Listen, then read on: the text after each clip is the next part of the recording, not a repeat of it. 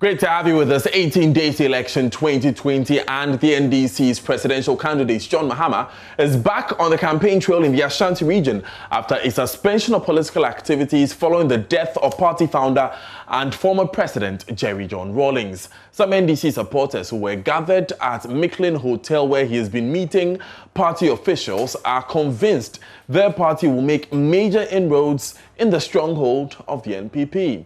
They say people are disenchanted in the incumbent government. My colleague Maxwell Agbagba is with the campaign team and joins us with more.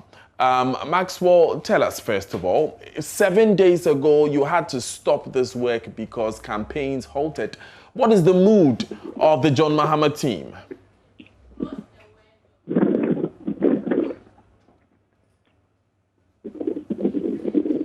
Right, Maxwell, can you hear me?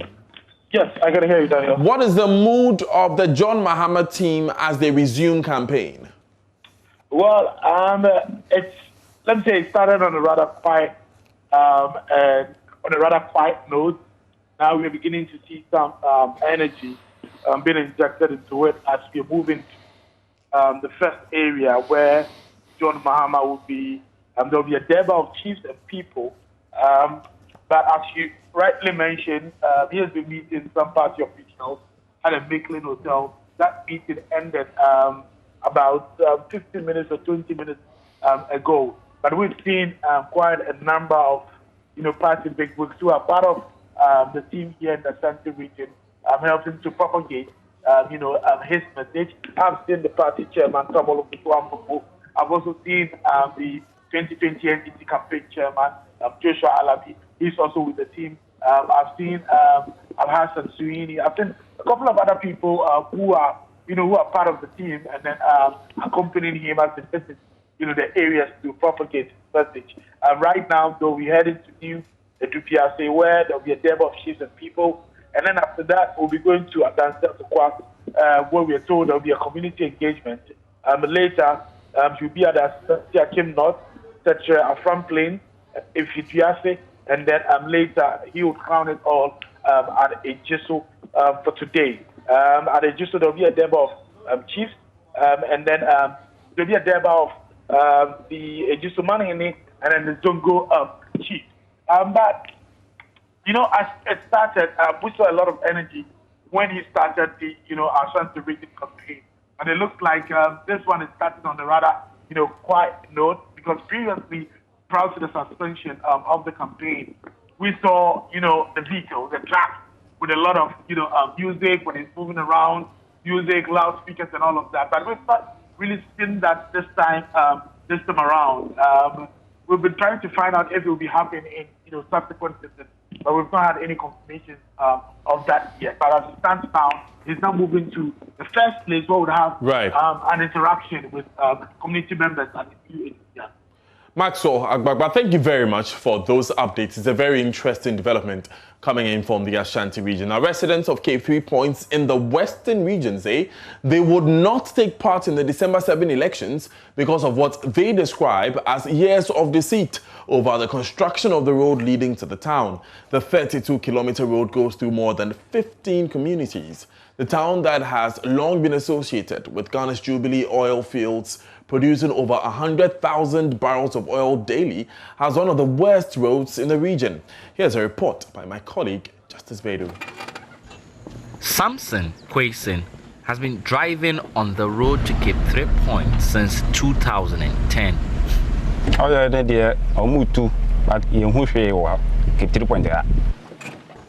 It was the same year Ghana started producing oil in commercial quantities, and even though Ghana's oil fields are offshore, Cape 3 Points has been marked as the geographical reference point for the industry. 3 years before that, when discovery was made, the people here went to town in joy, hoping that at least oil wealth would help reconstruct their road. As for this road, if it's not done, voting will be difficult.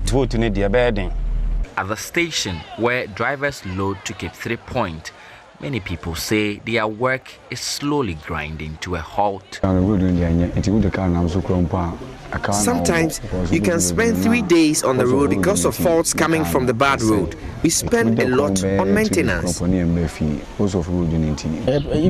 when our women want to, the pregnant woman want to go to hospital, they have to carry them on their back.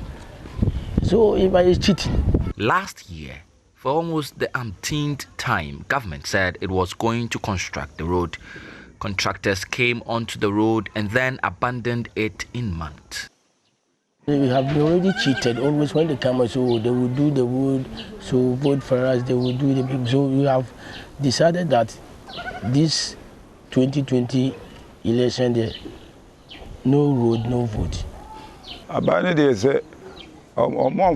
for the road, if it is not done, we do not even want to see ballot boxes here.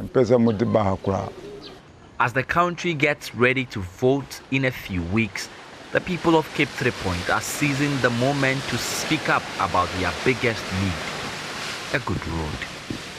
Justice Beidou, JoyNews, Cape 3 Point.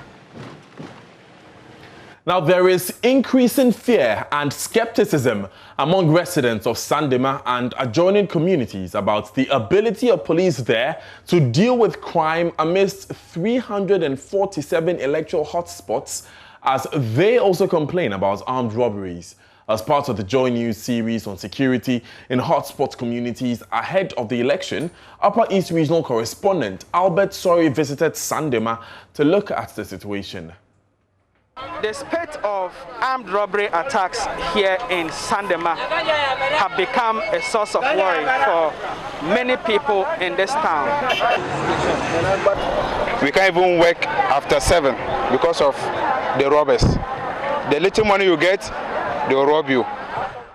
These days, the armed robbery case here is very serious. And we as business women, we suffer. We can't travel. And anytime we are traveling and coming to San Dima, and it's around 5, we have to sleep in Bolga or Navrongo before. The next day, then we come. Joseph Apawi, a mobile money vendor here in San Dima, is one of the victims of armed robbery.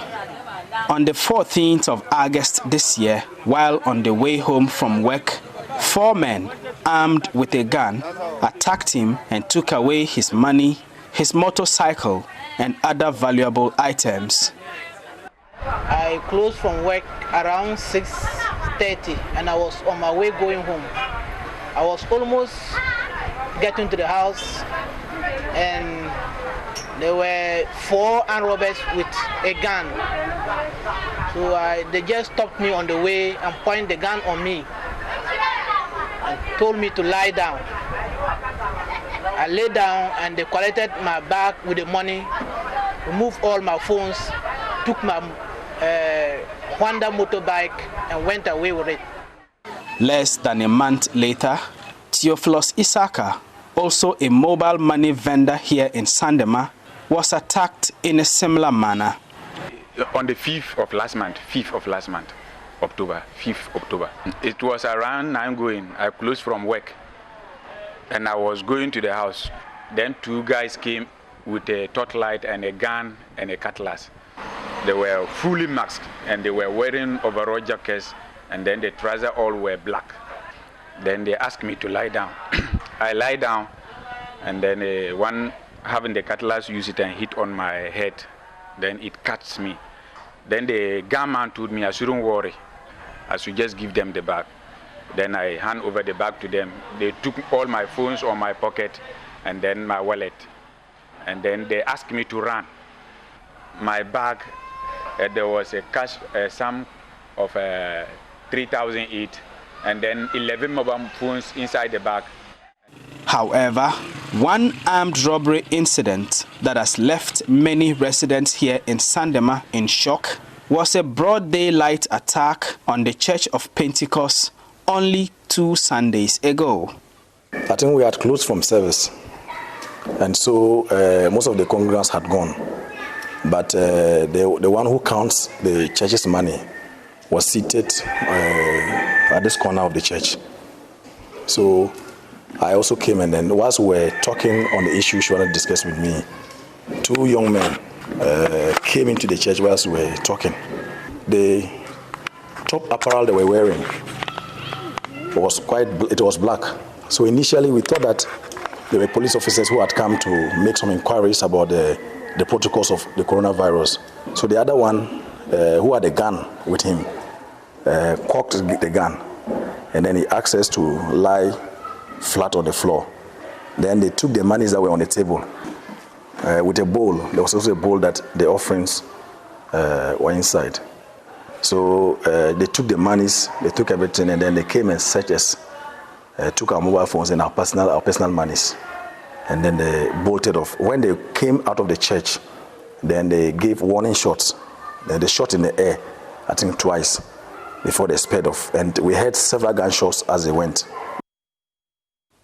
Not a single arrest has yet been made by the San Dima police, leaving the victims of these armed robbery attacks and even the general public wondering if the police here are up to the task of keeping the peace, especially as we draw closer to the elections. What I'm thinking the government should do is they should beef up the security situation in San Dima. It's like the police or the security people are reluctant, and anytime you report a case, they don't take it serious. To take some time before, even my case like this, when I reported to them, it took them 2 hours. And but then the armed robbers, they'll find their way. According to the Ghana Police Service, in its recent regional flashpoint matrix, the Upper East region has a total of 345 flashpoints. The Busa North district, where San Dima is the capital, has 23 of these flashpoints, the 6th highest in the region.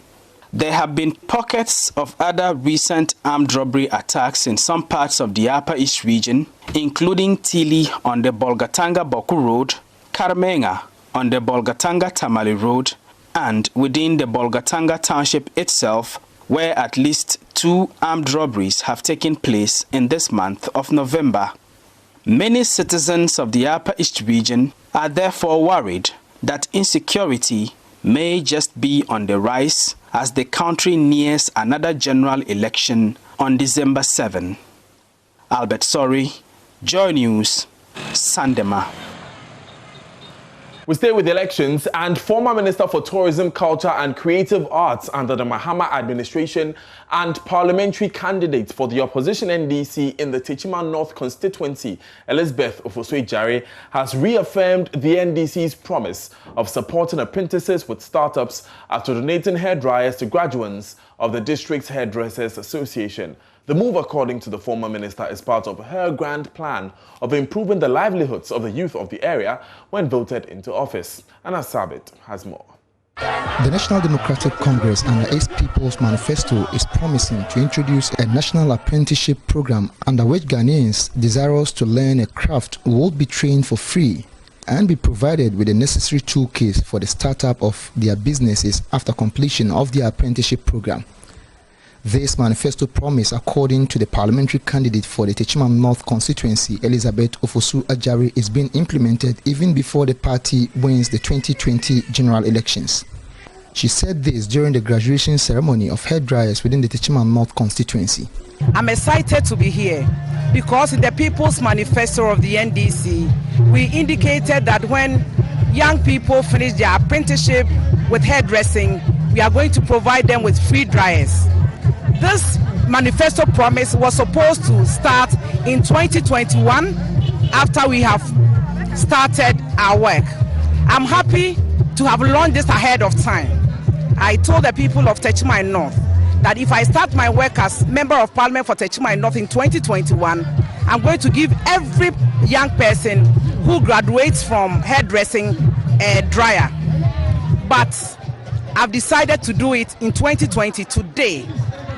The former Minister for Tourism, Culture and Creative Arts under the Mahama administration presented 10 dryers to the Hairdryer Association. This is a signal to the whole Teshie North, the whole Ghana, that we are very serious with our free apprenticeship program where we enroll you to learn the trade, and at the end of the day when you graduate, we give you the equipment that you need. So today, Excellency John Dramani Mahama's promise of giving a free dryer to every young person who graduates from hairdressing has been met, and mine has been met too. But what does this mean to this group? Cynthia Nyamiche tells me the support will go a long way in helping shape the future of these young girls. Lawyer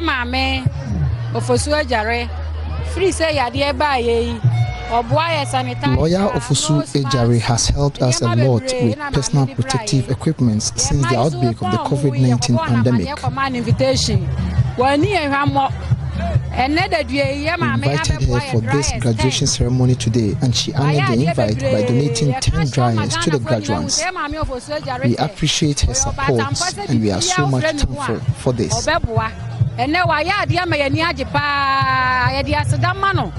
Osman Adiza is one of the graduates. She tells me that the apprenticeship program has helped transform her life. She however called on young girls to enroll in apprenticeship programs and stay away from the streets.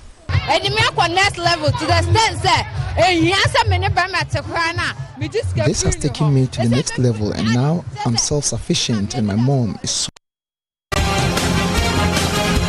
Away from elections, 3 persons have sustained severe injuries following a fire outbreak at the Secondary Fishing Bay in the Western region. Several fishing gear have also been burnt into ashes in the fire, which occurred on Thursday night. The cause of the fire is not immediately known, but it is suspected to have been triggered by exposed flame during the discharge of premix. We'll go to the area shortly, but before that, correspondent Nathalia Kansa has been speaking with the victims of the fire.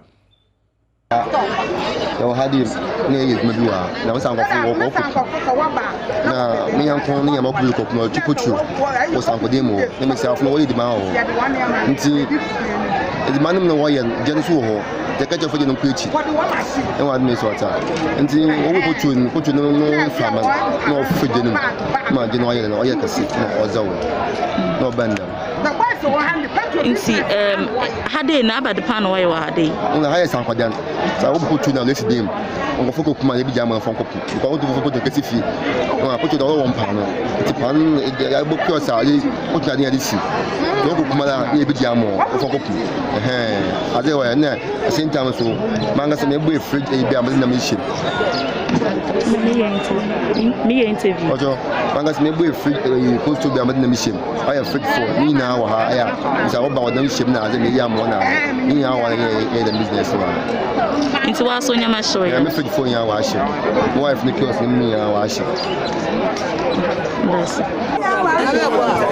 catch my samosi wo fandan mo esipo no from there mo woni ja tumme wa she na ya be no chada mahana de intumi na ye bibia wo mo yeye I am Mrs. I want to we done a mamma, one. It's when you're the two numbers from a band. Need John, be our oh, yeah. Namayama, Yasamba for 50 come out for Tomata, I promote what do call now, number one, so with the man. I didn't know the also Sherman. No, I did was one of the parts of Nakada. If you're on the kiosk, I did. Ya yimbi chen intmaso minuko inti makaja asa na midi ye makaja asa 100 million na mudi bada midi bile ba e mu yo siye mutia ni ntina mesa mko opportunity makaji na ona mda mutia ni ntina midi ye me juma na ma mudi mo chana da masa mo tiye wa chini ntama do ye dena mam papa sabana mbo ma china mkama na edirimu sister come out and do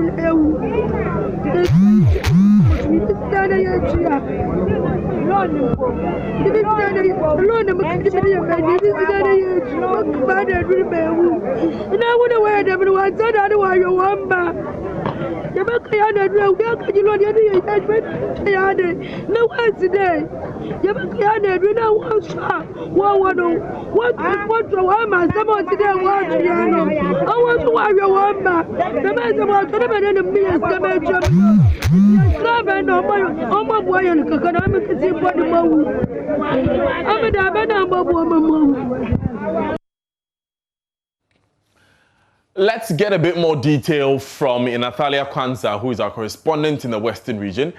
Ina, so we understand you've been speaking to NADMO about this fire. What have they been telling you? Well, Daniel, so when the NADMO officer came over there to speak to those who have lost their goods and items during this fire outbreak, he has taken a list of every item they say they have lost in there, and he said he's forwarding it to the Regional NADMO Coordinating Council. But he didn't say whether they were going to compensate them or not to that effect. Right. But tell us again how the people have reacted to this. Are they aware that any authorities have taken interest in this, and what have been their reactions? Yes, Daniel. So they had spoken to the people personally, and they had given them the items they have lost. But there were some issues being raised by these people that some of them who were able to take one or two things are the ones writing their names, and those who were badly affected have been left out. These are some of the complaints they were making on ground. Right. And is there anything more that we know? No, Daniel. For now, we are still waiting. Just like we had reported earlier that there are 3 people injured. There are speculation that one of them has lost his life, but we need a confirmation from the Kansa Regional Hospital before we can speak to that. And Nathalia Kansa, thank you so much for joining us with those updates. Sincerely hope that is not the case, but if it is, you will hear that on this channel.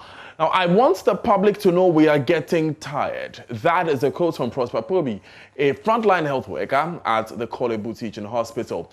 His frustration stems from increasing COVID-19 cases, which he blames on non-adherence to safety protocols by the public. JoyNews' Beryl and Estina Richter visited the COVID-19 center at Kolebu Teaching Hospital and has filed the following report.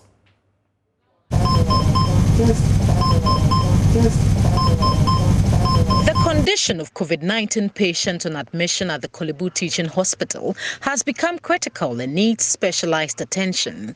Health workers at the treatment center brace themselves for the task ahead. And this ambulance is ready to transport a critically ill COVID patient to the intensive care unit for proper management and care. The nurses and other health workers here at the COVID unit of the Kolebu Teaching Hospital are getting ready or packing everything that the patient will need when he or she is admitted at the intensive care unit. Prosper Pobi is a senior public health nurse and a member of the COVID-19 case management at the Premier Health Facility. We currently have 4, and out of the 4, 3 are currently on oxygen. 1 is not, and out of the 3, 1 is in critical condition, and so my colleagues are just preparing to take him to the medical intensive care unit for continuity of care. He is worried about the increasing cases of COVID-19 cases at the treatment center. In the last 2 weeks, we've realized that there is a surge in the number of COVID cases we recorded in the facility. This involves patients who are currently on admission and then relatives who are coming from home just to be screened. This is a treatment center. So all the cases we have here are already positive. You have to record a positive test to be brought here. So from the beginning of the week, we had 7 positive cases here. Over the past few months, health experts have expressed concerns about the disregard for the COVID-19 safety protocols by the public. Many attribute the non-adherence to safety protocols to the current increase of cases. Senior public health nurse Prosper Pobi says health workers are under extreme pressure. I want them to also note that the energy with which health workers started this fight is no more like that. We are getting tired. Some of us have not had our leave for the past 12 months. Currently, as we speak, I know 2 staff of the department who are currently self-isolating because they've tested positive. One even had a son contracting the disease because when we screened the family, the son tested positive. So yes, it's real. Some of our colleagues have been testing positive and some are still positive. But by the grace of God, we've not lost any life yet. Dr. Dennis Tete is one of the medical officers at the intensive care unit of the treatment center. According to him, the unit currently has 2 patients on oxygen. So currently we have 2 patients on admission. All on oxygen, fairly stable, doing well. So that's where we are now. Under what conditions were they brought here? Okay, so they were all brought in a state of respiratory distress. One had comorbidity, the other was fairly fine till he started deteriorating gradually. So we had to put him on oxygen. For frontline health workers like Dr. Dennis Tete and Prosper Pobi, they would continue giving off their best, but they have a caution for Ghanaians. Yes, COVID is not gone, it's still with us. So my advice to them would be to adhere to the protocols and try and stay safe for themselves, for their families, and also for us. We've had one mortality this week here. That's how far I can. The general public should note that COVID is still real and is still killing. As the battle against COVID-19 rages, you hold your fate in your hands by observing the safety protocols. Beryl Ernestina Richter's report for JoyNews. Now, the police service says it is taking immediate steps to ensure the security of former Special Prosecutor Martin Amidu following President Akufo-Addo's directive. President Akufo-Addo on Thursday directed the Inspector General of Police, James Opombuenu, to immediately provide a 24-hour police protection for Mr. Amidu. He has alleged that intelligence available to him indicates plans of killing him, armed robbery and arson, among others. There's more in this report. All these threats about burgling me, armed robbery, burning my house, I'm aware. I tried to call Kandapa, they didn't pick it. And I know the persons involved, I can name them. The former Special Prosecutor Martin Amidu says he has tried to reach out to the National Security Minister Kandapa unsuccessfully to inform him about the threats on his life. He has instead reached out to President Akufo-Addo. The president will be responsible for anything that happens to me. I live my life on the Republic of Ghana, and the president has a constitutional duty to protect me. I don't need any security at my house or to follow me. And anybody who makes an attempt, he will have himself to blame. In that interview, he also denies Asin Central MP Kennedy Japon's claims that he sought medical attention in Germany due to his mental instability. I have never been to Germany on any occasion, for a medical checkup. I don't know any German hospital or any German clinic, and therefore his allegations are false. He followed this interview with a statement to further clarify his stance on the matter, and also explains that in the course of duty as Special Prosecutor, he was painfully compelled to investigate Boko Central MP Mahama Yariga, a man he now describes as a son. Mr. Amidu has also been cautioning that the so-called responses and attacks will only push him to spew unpalatable truths. But I do not want anybody to blame me when I speak out and it becomes unpalatable. Either the attack stop or I will defend my integrity, even if that means my death. Let's stop it before we watch dirty linens in public. Meanwhile, the police PRO DSP Sheila Kese Aibeye Bachman has confirmed that the IGP has received a directive for the president and steps have been taken to implement the directive as quickly as practicable. You're still live on JoyNews today with me, Daniel Daze. Up next is Business with Daryl Kwao.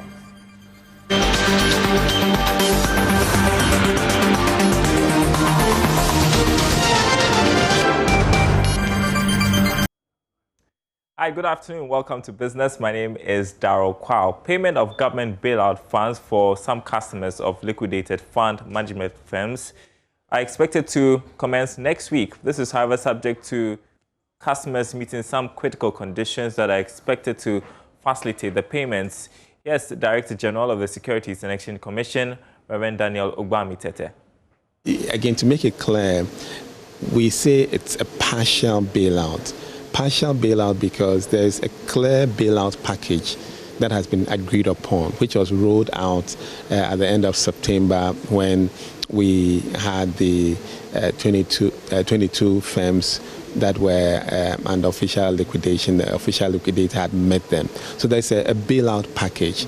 But because the liquidation order or orders are yet to be granted for a number of these outstanding ones, we say, okay, this is a partial or an interim relief that is being provided. So the plan is that as and when the liquidation orders are granted, then the full bailout package will be triggered. You know, the full bailout package has X amount in tier 1 and then Y amount in tier 2 based on the category in which you find yourself, below 60, more than 60, and so on and so forth. So once the liquidation orders are granted, then the affected claimants will fall into the bailout package as currently designed. So that really does it mean that there could be a situation where a judge might have about 100,000 Ghana cedis outside this whole process, but it's just going to get 50,000 first, and then later, when everything is clear, it will fall in line with the tier 1, the tier 2 as well? Absolutely. That's all I'm saying. So if Judge Uyafi has 100,000, it means that for this partial bailout, Judge Uyafi is getting 50,000. Now, after the liquidation order, if Judge Uyafi is less than 60 years, and looking at you, I think you are less than 60 years.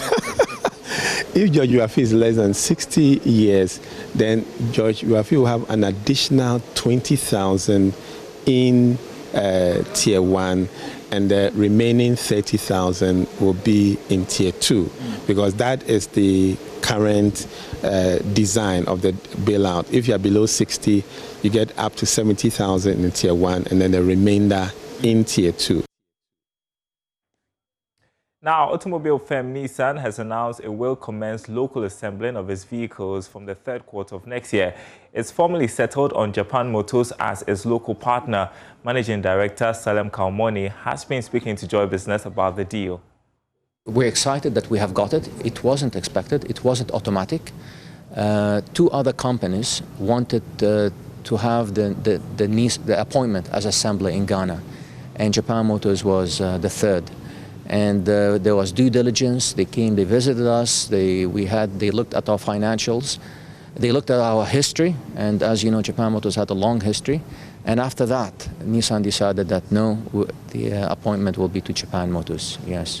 So what are you going to bring onto the table? I mean, we know you as a distributing outlet. Yes. Now you're moving into assembling. Do you have the expertise to do this? Oh, that's a good question. And if you were there yesterday, okay, we've done it before.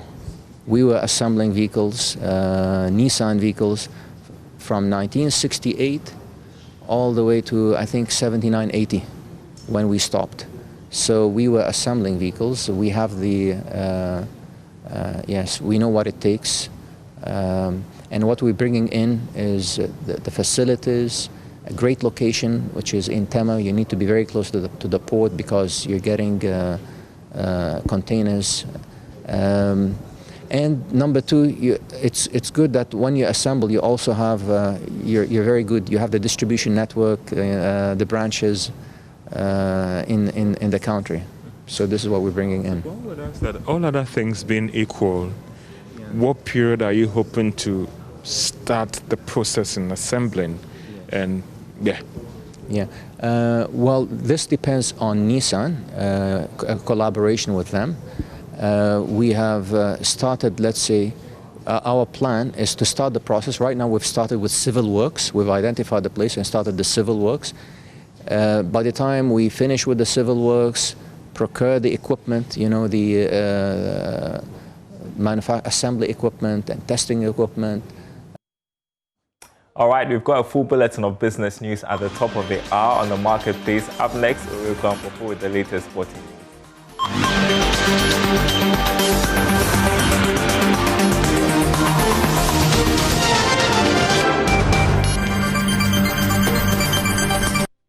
Hello, good afternoon and welcome to the sports segment with me, Oreko Wampofo. The Ghana Football Association would meet the chief executive officers of the 18 Ghana Premier League clubs on Monday, November 23, to deliberate on the ongoing issues in the top flight after match day 1. There were a couple of issues that popped up after the first round of games, with one of them being the inability of clubs to record their own games. There's more in the following report. The assurance from the Ghana Football Association came after Kotoko threatened to refund money from the Ghana Football Association for broadcast rights of their matches for the 2020-21 Ghana Premier League season. Kotoko also demanded a copy of the contract between the GFA and StarTimes. The Porcupine Warriors management also indicated they will need to know their obligations and rights before they will allow StarTimes to cover their matches. Kotoko insisted the decision of the GFA to stop them from videoing their match for non-commercial purposes was absurd, primitive and backward, and insisted that we would instruct you to furnish us with your account details in which we would refund the $5,000 out of the $15,000 you were supposed to pay the clubs as sponsorship package from StarTimes, and also instruct you of our decision to stop dealing with StarTimes. They said your threat of hauling us before the disciplinary committee is well noted, and we shall accordingly appear before the committee should the need arise. The record Premier League champions also added, we are sorry to inform you that until and unless you provide us reasonably proof that we are infringing on any law of the GFA, we shall continue to explore our rights guaranteed under Article 73(1) of the GFA Statutes 2019, which states that GFA and members are the original owners of all rights emanating from competitions and other events coming under their respective jurisdiction without any restrictions as to content, time and place. These rights include, among others, every kind of financial rights, audio-visual and radio recording, reproduction and broadcasting rights, multimedia rights, marketing and promotional rights, and incorporeal rights such as emblems and rights arising under the copyright law. When Kotoko played Teshie 11 Wonders in the opening day of the Premier League season, the Porcupines had their game delayed by 11 minutes following a directive from the GFA stopping Kotoko from videotaping the match. Kotoko had threatened to boycott the match but later rescinded the decision after the general manager of Max Television, Fadi Fatal, reached out to some individuals within the FA before they were permitted to commence the match. The club said they had paid 17,000 Ghana cedis to the Ghana Football Association, granting them permission to videotape 34 matches this season. However, after keeping the money for 2 weeks, the GFA decided to refund the money to avoid further confrontation with the club. The GFA followed up with a letter threatening all members they will be hauled before the disciplinary committee should any proceed to record the matches without permission from broadcast right holders StarTimes. Kotoko insisted they had right as members of the FA to record the matches, and they've been able to get the backing of at least 7 clubs. Midday SC is one of the clubs who have also declared their intent to refund monies from the FA should they insist clubs cannot record their matches. The FA say a meeting on Monday with the chief executive officers of clubs in the country will have the issues resolved. Well, that was a timeline of events of what has happened since the GFA said that clubs cannot record up until an unexpected meeting on Monday where things would be resolved. And that report was put together by my colleague Muftar Nabil Abdullah. It's now a good time to take a look at the fixtures for match day 2. And for the first time this season, we're going to have Asante Kotoko and Accra Hearts of Oak playing on the same weekend. Remember, Hearts couldn't play due to COVID-19 issues, and the games actually start today at 3 p.m. 11 Wonders would be facing the Busia Dwarfs as Great Olympics host Legon Cities in an Accra derby at the Accra Sports Stadium at 6 p.m. And then on Saturday, we have that sole fixture between Bechem United and Wafa. Wafa coming off the back of that 4-3 victory against King Faisal last weekend. And on Sunday, it's going to be action-packed with Dreams FC hosting Mediama. Brekum Chelsea face Asante Kotoko as both sides chase their first win of the season. King Faisal face Adriana, who will be playing their first game. Remember, their first game against Heart of Oak had to be rescheduled due to Hearts issues. And then Elmina Sharks host Liberty Professionals as Karela play Inter Allies. On Tuesday, the Phobians play their first game of the season when they face Ashanti Gold, and that certainly would be an intriguing tie, with both sides winning 2 and then drawing 4 in the last 8 meetings between the two clubs. Following her petition for peace during the general elections, Wendy Shea is set to embark on a peace awareness cleanup exercise. Earlier this year, the singer called on the political parties to ensure their conflicts during the 2020 general elections does not affect the peace and love the country is enjoying. She spoke on Daybreak Hit. I'm actually doing a cleanup exercise, a peace awareness cleanup exercise. at Nima. Nima? Right. Nima. Allah wallahi. Allah wallahi. When? Tomorrow. Tomorrow. Right. Tomorrow. Yes, so it's presented by Raftown Records and Shea Foundation. And I want to say it's actually, to create peace awareness, like I already said. We're about to have an election, and I think that, if there is no peace, I mean, it hinders a lot of development, It hinders so much. I mean,